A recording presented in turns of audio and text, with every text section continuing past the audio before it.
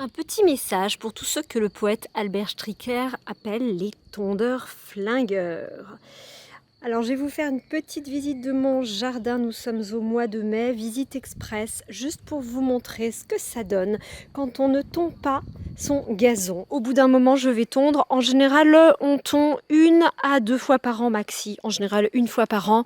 Souvent donc quand toutes ces plantes auront fini de fleurir, auront fini de disséminer leurs graines, et à ce moment-là, je vais m'autoriser à tondre. Bon, vous vous doutez bien que je vais plutôt débroussailler que tondre vu la densité de plantation de ma forêt jardin. Et à force de marcher dans ce que les permaculteurs appellent la zone 1 et 2, c'est-à-dire les zones les plus proches de l'habitation et sur lesquelles on va le plus facilement cheminer, il y a des petits chemins qui se font naturellement. Oui, c'est là que les mammifères passent régulièrement. Et je ne vous fais pas de dessin, je vous montre ce que c'est que cette biodiversité. Là par exemple, vous voyez que je cultive et multiplie moi-même mon oseille. Il y en avait très peu au début de l'oseille. Moi l'oseille j'aime bien, même s'il ne faut pas en abuser, parce que il y a de l'acide oxalique, je crois, c'est ça la raison. Voilà. Donc trop d'oseille ne rend pas forcément heureux. Et là, j'ai laissé se développer des fraises des bois. L'idée, c'est d'enlever de temps en temps les concurrents. Là, vous voyez, le bouton d'or. Bouton d'or, désolé, vous voyez, je fais quelque chose de dramatique sous vos yeux. Mais effectivement, si je veux... là, c'est un petit peu moins dramatique. Enfin, en tout cas, du point de vue de la classification, j'enlève du chien-dent.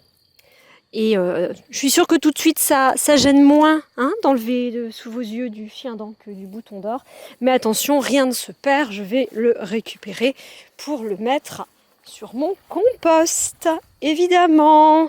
Donc, qu'est-ce que vous voyez sur mon compost? Eh bien, quelques herbes quand même que j'ai retirées parce que je ne tombe pas, mais je vais quand même procéder à un petit peu d'élagage à la main ou au pire à l'arme blanche, mais sinon voilà, vous voyez au pied des arbres notamment, j'enlève un petit peu, je trouve que c'est magnifique.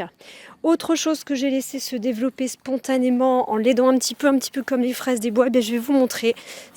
J'en profite pour vous présenter les canetons.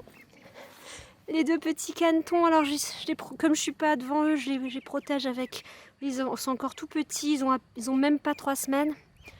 Voilà. Mais en tout cas, voilà, je voulais vous montrer, comme pour les fraisiers, j'ai laissé se développer du lamier doré. Et alors là, il y a principalement de la Véronique de Perse, avec Véronique, avec laquelle on peut faire de belles tisanes. Alors, je ne veux pas vous faire un cours sur l'accueil des plantes sauvages, il y a le site Les Chemins de la Nature, par exemple, qui est extrêmement bien fait pour ça, si vous vous y intéressez. Je vous y renvoie. Donc voilà. Et puis également de la... Oh, puis là, ouais, vous avez... Même celui-là, là, le gratteron qui devient un petit peu envahissant, eh bien, sachez que les inflorescences, le bout, c'est excellent en salade. Et puis dans vos jus et tout ça. Voilà. Et bien sûr... le lierre terrestre également pour les tisanes, entre autres. Et qu'est-ce que je vois là se développer? Eh oui, de la grande ortie, l'ortie urticante, qui me remet en forme tous les printemps. Voilà, et bien, petite dédicace aux tondeurs flingueurs, voilà ce qu'ils perdent. Et puis petit coucou à tous ceux qui, comme moi, essayent, comme nous, puisque je pense que si vous m'écoutez, c'est que vous êtes un petit peu intéressés par toutes ces problématiques. Et l'idée de ne pas sombrer dans les réflexes conditionnés, mais de se rendre compte de la richesse de ce qu'on peut vivre et obtenir quand on ne fait pas ce qu'on nous a bêtement appris, c'est-à-dire tondre le gazon. On est au printemps, au mois de mai, mais je ne vous dis pas les trésors qui poussent pour l'été. Je vous en montre là, il y en a plusieurs. Ça c'est la veste qui est très envahissante, mais j'adore récupérer, désolée pour les abeilles, parce que parfois quand on les cueille, il y a une fourmi même, parfois quand on les cueille, il y a une petite abeille, je m'excuse et j'aime pas trop. Bon évidemment là il y a du plantain lancérolé, excellent. Bien sûr, ce serait joli si on tondait là toute cette pelouse, les massifs ressortiraient mieux, tiraient mieux, ça fait un peu comme dans les jardins. Mais franchement, est-ce que c'est pas merveilleux toutes ces couleurs? Ben, je sais pas, mais moi, encore une fois, la balance, hein, d'un côté les avantages, d'un autre côté les inconvénients. Pas de bruit, pas de pollution, pas un boulot que j'aime pas, parce que tondre, c'est pas quelque chose qui me plaît.